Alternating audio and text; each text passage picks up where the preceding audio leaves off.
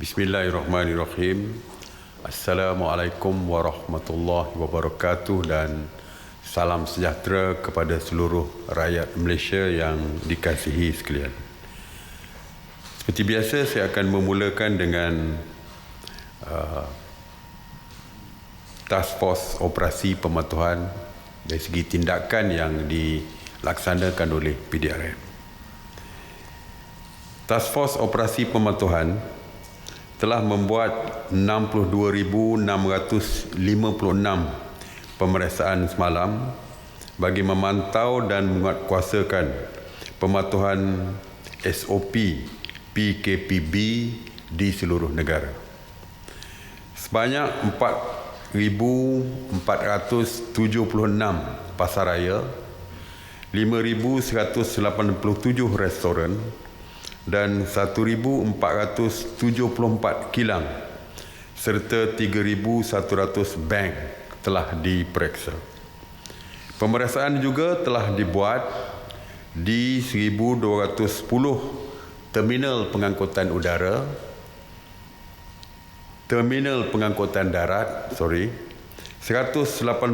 terminal pengangkutan air dan 71 terminal pengangkutan udara. Pasukan Task Force Operasi Pematuhan juga telah memeriksa sebanyak 25,807 buah kenderaan persendirian dan 2,541 kenderaan awam. Turut diperiksa adalah 2,015 pasar awam, 3,580 tempat ibadah, 1,498 tempat riadah dan 281 tapak binaan.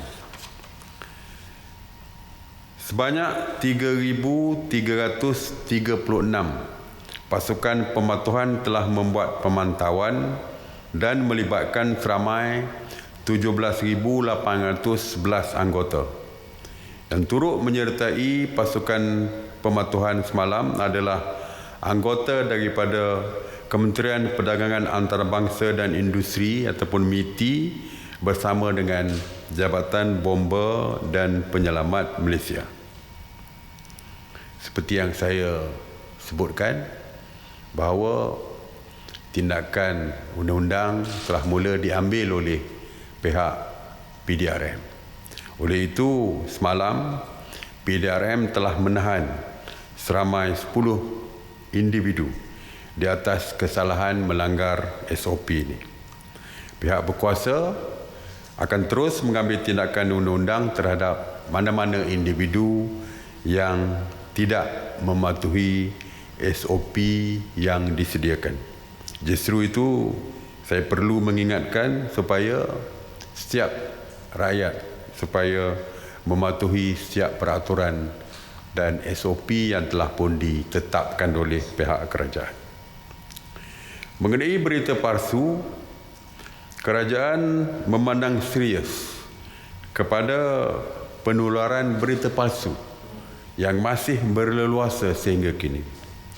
Sehingga 14 Mei, sebanyak 264 kertas siasatan telah dibuka oleh PDRM dan juga KKMM berkaitan dengan berita palsu yang berkaitan dengan COVID-19 ini.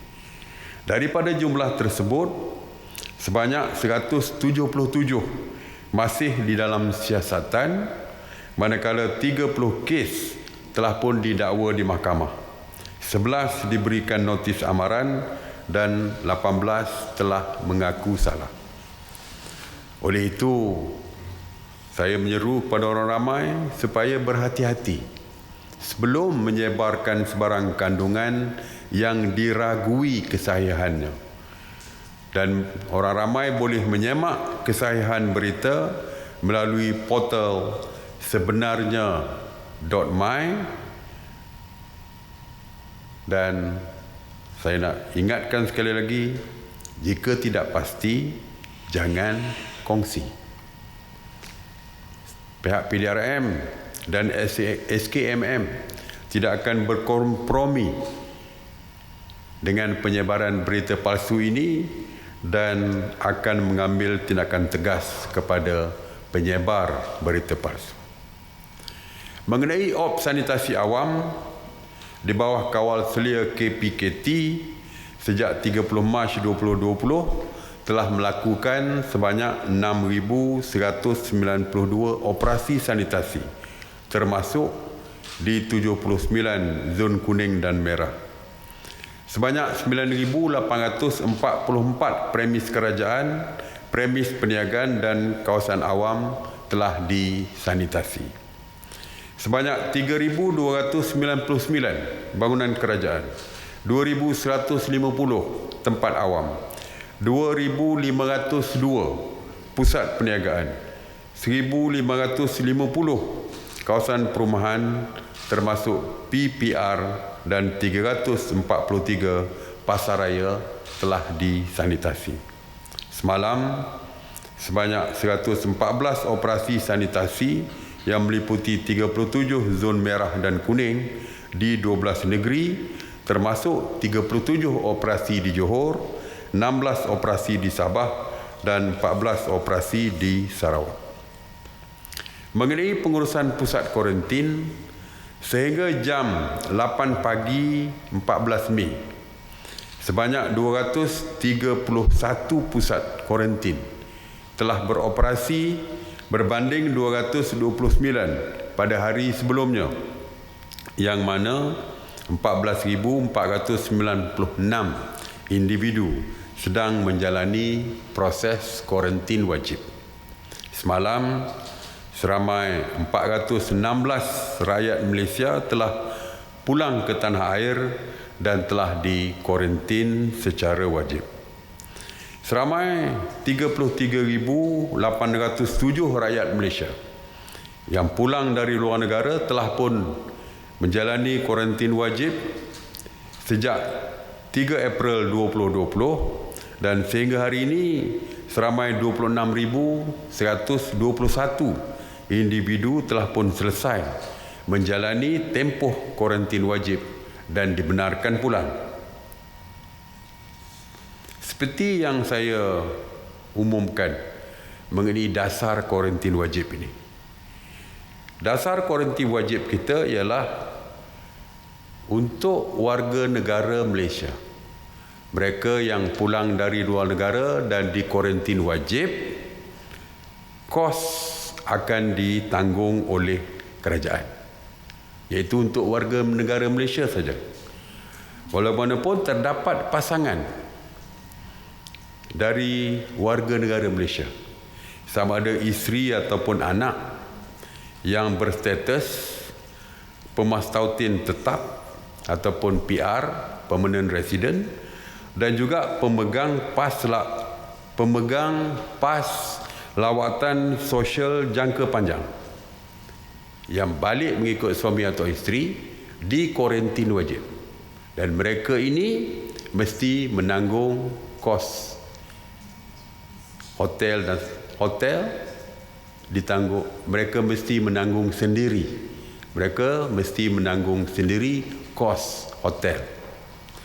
Namun terdapat di kalangan mereka ini yang enggan membayar kos tersebut apabila mereka keluar daripada hotel penginapan mereka. Justru itu, pagi tadi kita berbincang secara detail dan kita telah pun membuat keputusan bahawa mana-mana pemastautin tetap atau pemegang pas lawatan sosial jangka panjang ini yang berdegil untuk tidak membayar kos hotel dan sebagainya, Jabatan Imigresen diberikan kebenaran untuk mengambil tindakan terhadap mereka ini, termasuk membatalkan kemudahan imigresen yang dinikmati oleh mereka selama ini. Kita bukan bermakna kita batalkan PR mereka ataupun pas lawatan mereka itu, tidak dibatalkan. Tetapi segala kemudahan dibatalkan. Sebagai contoh, untuk renew PAS mereka mungkin selama ini mungkin 2 tahun atau 3 tahun sekali mereka perlu renew. Selepas ini mungkin 3 bulan atau 4 bulan sekali mereka mesti renew PAS lawatan mereka. Jadi segala keistimewaan yang diberikan oleh Jabatan Immigration kepada mereka ini ditarik balik sehingga mereka membayar segala kos tertunggak mereka dengan hotel-hotel tersebut. Malah pejabat peguam negara juga akan meneliti perkara ini untuk mengambil tindakan undang-undang seterusnya kepada mereka sehinggalah mereka membuat bayaran.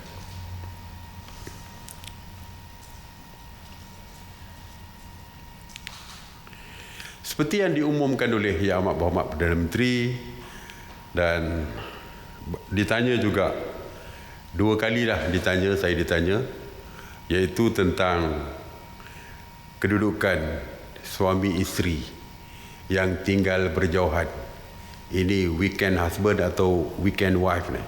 Yang seminggu keluarga mereka berada di negeri lain. Dan Yang Amat Berhormat Perdana Menteri telah pun mengumumkan bahawa mereka boleh merentas negeri. Sebagai contoh, suami bekerja di Johor Bahru, isteri bekerja di Melaka. Selama ini oleh kerana tiada rentas negeri dibenarkan, maka mereka terpisah dengan keluarga mereka. Yang Amat Berhormat Perdana Menteri telah pun mengumumkan boleh mereka merentas negeri. Kita bersetuju kerana mereka weekend husband, suami hari Minggu, isteri hari Minggu untuk balik berjumpa dengan suami atau isteri, dibenarkan 1 minggu sekali untuk mereka mengunjungi atau berjumpa dengan suami, isteri dan atau keluarga mereka, anak-anak dan sebagainya. Tetapi mesti juga melaporkan kepada pihak polis untuk mendapatkan kebenaran. Seterusnya ialah mengenai isu yang berkaitan dengan equestrian, ya, ataupun pusat kuda. Kita pernah memberikan kebenaran kepada zoo untuk beroperasi. Kuda juga menghadapi masalah. Kerana apabila kita tidak benarkan beroperasi, kuda tidak diberi makan, tempat kandang kuda kotor dan sebagainya. Jadi mesyuarat pada hari ini bersetuju untuk membenarkan perkhidmatan berkaitan dengan kuda ini, termasuk pusat equestrian beroperasi. Tapi kebenaran itu adalah bagi kita menjaga kebajikan haiwan dan termasuk, tapi hanya berkaitan dengan pemberian makanan, pembersihan kandang dan perkara-perkara yang berkaitan dengan kebajikan haiwan tersebut. Ya. Jadi kepada mereka yang memelihara kuda, bolehlah untuk menjaga kebajikan kuda-kuda mereka.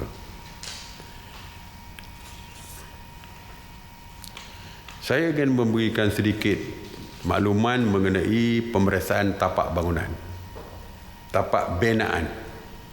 Seperti kita tahu, construction ataupun pembinaan, kerja-kerja pembinaan dibenarkan. Tetapi SOP yang dikeluarkan oleh CIDB amat ketat sekali dan perlu dipatuhi.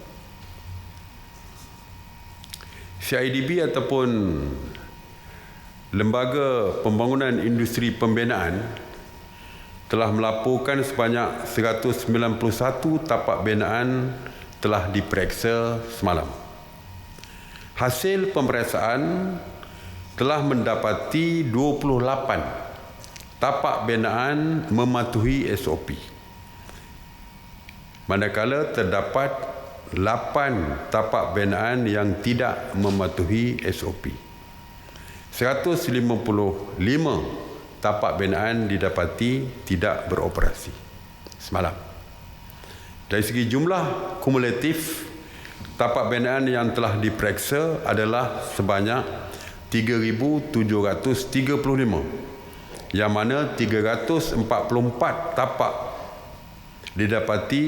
tapak binaan didapati patuh SOP, manakala 122 tapak binaan tidak patuh SOP dan telah diberikan amaran.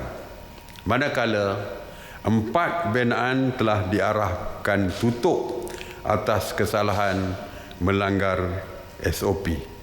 Pemeriksaan juga mendapati 3,265 tapak binaan masih belum beroperasi. Dan antara syarat utama sebelum tapak binaan dibenarkan beroperasi adalah untuk memastikan adanya pegawai keselamatan dan kesihatan disediakan. Jadi itu syarat utama. Sebelum mereka buka, mereka mesti ada safety officer dia ataupun pegawai keselamatan dan kesihatan. Tanpanya tapak binaan tidak dibenarkan dibuka. Ada beberapa persoalan mengenai kebenaran mengubah suai ataupun pembaikan di bangunan-bangunan berserata dan bertingkat, kondominium, flats, apartments dan sebagainya. Banyak kekeliruan.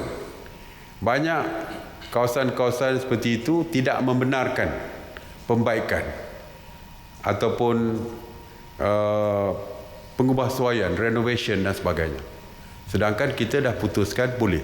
Jadi saya nak tekankan sini bahawa kepada pengurus bangunan-bangunan bertingkat ini, mereka perlu memberikan kebenaran kepada kontraktor untuk pengubahsuaian ataupun untuk membaik pulih kerosakan yang berlaku di unit-unit di bangunan tersebut. Sebab kita dengar ada yang tidak dibenarkan masuk. Jadi sebenarnya dibenarkan. Tetapi kontraktor tersebut mestilah mematuhi setiap SOP yang dikeluarkan, sama ada oleh CIDB, oleh MKN ataupun oleh majlis ataupun PBT, pihak berkuasa tempatan. Jadi mereka juga mesti patuh kepada setiap SOP ini. Jadi bolehlah kontraktor-kontraktor ini melihat di laman web Kementerian Kerja Raya, Majlis Keselamatan Negara, MKN ataupun PBT itu sendiri. Tuan-tuan dan puan-puan sekalian, apa yang berlaku pada hari ini mungkin berbeza dengan apa yang berlaku semalam.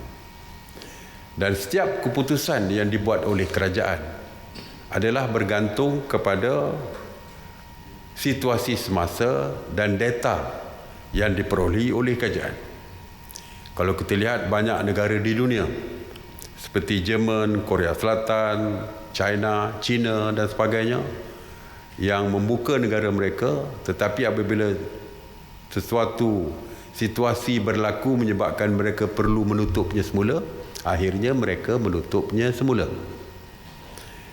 Kita terbaca berita semalam di Arab Saudi, walaupun sebelum ini tiada tindakan menutup sepenuhnya, total lockdown di Arab Saudi, tetapi semalam telah pun diumumkan untuk hari raya di Arab Saudi mereka mengenakan perintah berkurung selama 24 jam selama 5 hari, iaitu daripada 23 bermulanya 23 Mei hingga 27 Mei. Untuk hari raya tutup. Kita mungkin bernasib baik ada sedikit kelonggaran. Jadi sebab itulah saya katakan bahawa setiap kebebasan yang diberi kepada rakyat kita, kita mesti mengambilnya dengan penuh tanggungjawab untuk menjaga kepentingan diri dan juga kepentingan masyarakat di sekitar kita, kepentingan keluarga kita juga. Dan sebab itu saya katakan bahawa pematuhan amat penting sekali. Pematuhan kepada PKP amat penting sekali. Kawalan kendiri amat penting sekali. Sebab seperti saya kata tadi bahawa keadaan terkini mungkin boleh berubah. Besok mungkin boleh berubah, lusa mungkin boleh berubah dan sebagainya. Jadi kalau kita ingin terus kekal seperti ini, kita perlulah mematuhi setiap arahan yang dikeluarkan oleh kerajaan. Walaupun kita juga mesti bersedia jika situasi berubah, jika dari segi data menunjukkan kenaikan mendadak dan sebagainya, kemungkinan PKPB tidak boleh diteruskan dan PKP akan dikenakan semula. Oleh itu, segala kebebasan yang kita sedang nikmati mungkin akan ditamatkan.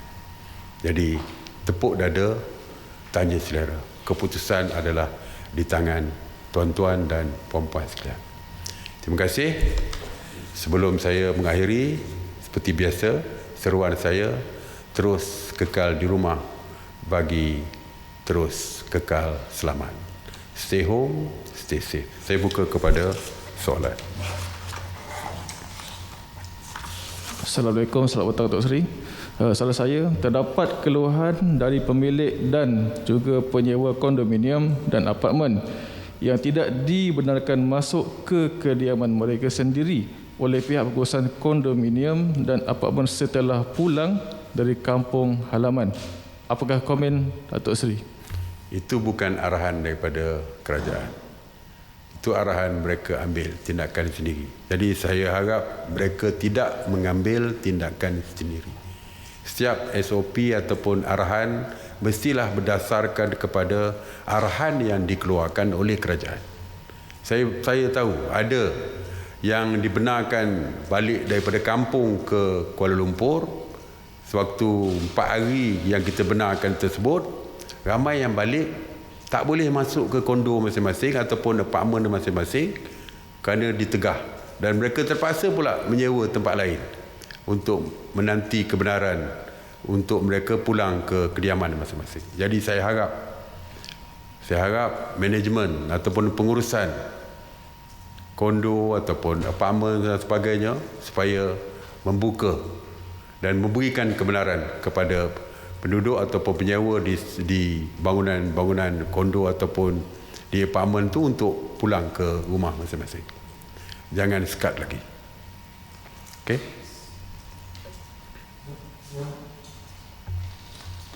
Assalamualaikum Dr. Sri. Mengenai penganjuran majlis perkahwinan dan majlis berkaitan, so apakah status penganjuran tersebut? Adakah ia perlu dibatalkan sepanjang tahun ataupun sebaliknya? Kahwin. Yes. Majlis bukan tak boleh kahwin. Kahwin boleh, nikah boleh. Nikah kita dah benarkan. Gunakan berbagai-bagai cara lah, online lah, macam-macam. Tetapi majlis perkahwinan masih belum boleh dilaksanakan. Kerana perhimpunan ramai adalah di dalam senarai terlarang ataupun negative list di dalam Akta 342 peraturannya. Jadi masih tidak boleh. Jadi sabarlah dulu Apa-apa hal pun nikah dulu. Untuk majlis tu bila keadaan dah selesai, kita dah benarkan, boleh buat majlis kemudian. Okey.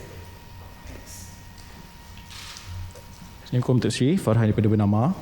Untuk sebelum ni kerajaan membenarkan penerbangan domestik untuk beroperasi semula, namun semalam media melaporkan lebih 300 penumpang AirAsia KL ke Tawau pada 1 dan 4 Mei diminta membuat saringan COVID susulan beberapa penumpang disahkan positif.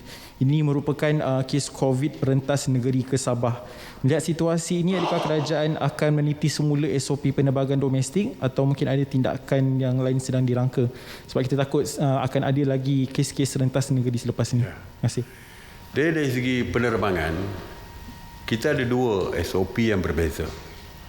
Di dalam Semenanjung, intra Semenanjung, negeri-negeri di Semenanjung, kita SOP-nya adalah separuh daripada jumlah penumpang ataupun maksimumnya 66.4% dari segi jumlah penumpang kerana untuk social distancing.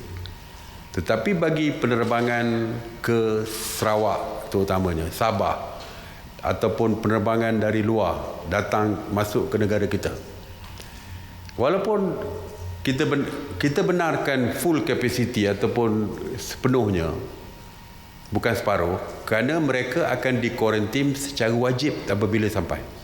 Katakan datang daripada UK balik ke Kuala Lumpur, Tidak ada social distancing di dalam pesawat misalnya. Tetapi mereka wajib di kuarantin apabila tibanya di negara kita.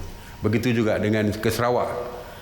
Balik ke Sarawak, Kajian Sarawak dan juga Kajian Sabah telah menetapkan bahawa semua yang terbang yang datang daripada Semenanjung sekalipun, mereka mesti di kuarantin secara wajib. Tetapi penerbangan yang balik daripada Sabah atau Sarawak ke Semenanjung, oleh kerana kita tidak mewajibkan kuarantin kepada penumpang yang balik yang datang daripada Sabah Sarawak, maka kita syaratkan kepada syarikat penerbangan untuk membuat social distancing dalam pesawat. Jadi tidak boleh 100% tapi cuma 50% ataupun maksimumnya 66.4% saja. Mana kalau ada 3 kursi, 2 tengah tu kosong. Itu yang kita lakukan. Kerana adanya kuarantin wajib tu yang menyebabkan kita membenarkan mereka membawa penumpang kapasiti sepenuhnya. Okey.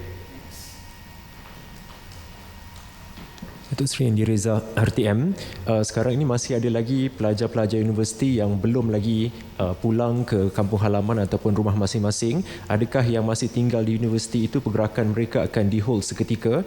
Keduanya tadi mengenai suami dan isteri yang tinggal di negeri yang berbeza. Bilakah permohonan itu boleh mula dilakukan? Adakah selepas ini boleh terus mohon di Balai Polis? Bagaimana? Ya, boleh bermula. Sekarang pun dah bermula sebenarnya. Dah mereka boleh memohon dah. Ya. Yang pelajar-pelajar kita masih ramai yang tidak balik, terutamanya daripada Sabah yang nak balik ke Sabah kerana beberapa urusan penerbangan yang masih belum selesai, jadi akan diselesaikan. Cuma pelajar daripada UPSI saja yang masih lagi ditahan di universiti kerana kita akan membuat saringan selepas berlakunya positif 2 pelajar daripada UPSI yang pulang ke Sabah didapati positif.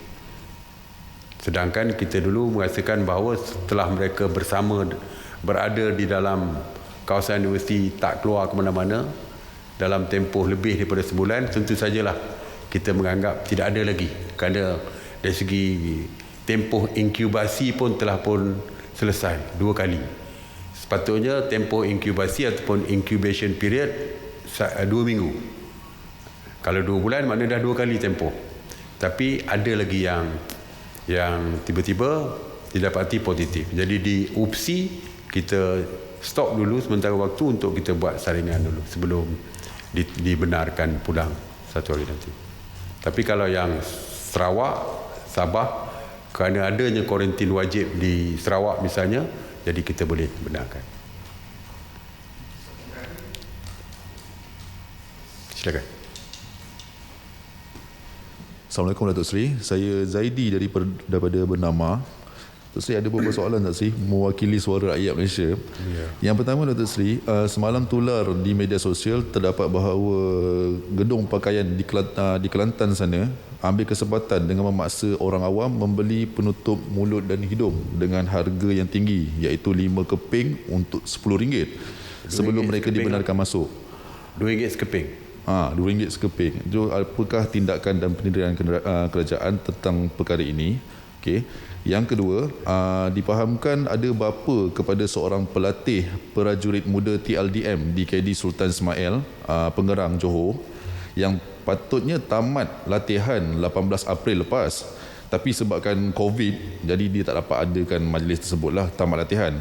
So jadi apakah tindakan dan perancangan pihak ATM sendiri untuk membolehkan sesuatu perbarisan tamat latihan tentera diadakan dalam tempoh COVID-19 ataupun kena tunda sekat mana ke sebab masing-masing rindu katanya. Okey. Yang ketiga Datuk Seri, yang last kali ada dakwaan dan rungutan daripada PDRM, anggota-anggota PDRM tentang allowance mereka lewat terima allowance pembayaran COVID-19 RM200 sebulan. Jadi mohon Datuk Seri komen. Terima kasih Datuk Seri. 3 soalan. Yang pertama, jual topeng muka lebih daripada harga yang ditetapkan. Kita telah pun membuat harga telah pun mengumumkan harga shilling RM1.50. Kalau mereka jual lebih daripada harga shilling, maka mereka kedai itu melakukan kesalahan di bawah Akta Kawalan Harga KPDN HEP. Jadi mereka boleh diambil tindakan oleh KPDN HEP. Jadi saya harap KPDN HEP dimaklumkan tentang kedai tersebut supaya tindakan segera boleh diambil untuk tindakan undang-undang. Yang kedua, tentang yang tamat latihan. Tak kira sama ada tentera atau sesiapa saja, semuanya tertakluk kepada SOP dan juga Akta 342 ini. Sebenarnya bukan baru ni. Waktu saya masuk ke Kementerian Pertahanan, ramai yang dah tamat latihan sepatutnya menerima sijil daripada saya. Walaupun sijil itu telah tanda tangani oleh saya dah tanda tangan. Yang di-Pertuan Agong dulu yang Maha Mulia, ke bawah dulu yang Maha Mulia, yang di-Pertuan Agong pun telah tanda tangan sijil untuk tamat latihan mereka. Tetapi kerana COVID-19 ini, kerana kita tak benarkan perhimpunan yang ramai, saya sepatutnya membuat majlis penyerahan menyampaikan sijil tersebut juga tidak dapat dilaksanakan. Tapi sijil dah keluar, don't worry, mereka dah sah dah. Cuma upacara saja yang tidak boleh dilaksanakan, ya. Tapi dari segi mereka dah sah lah. Kalau dah tamat latihan, kita dah sign, mereka sah lah apa yang mereka lalui itu. Dan dah ada pun confirmation dah ada bila saya dan juga Duli Maha Mulia dah tanda tangan. Cuma upacara tu kita hold dulu sehingga selesai COVID-19, dan bila kita keluar SOP yang membenarkan perhimpunan dan sebagainya, maka barulah kita boleh menyerahkan sijil itu secara rasmi dengan dalam upacara rasmi. Itu saja soalannya. Ada lagi? Allowance kita serahkan kepada pihak PDRM lah, ya, untuk menyelesaikan isu ni. Okey? Terima kasih. Assalamualaikum warahmatullahi wabarakatuh.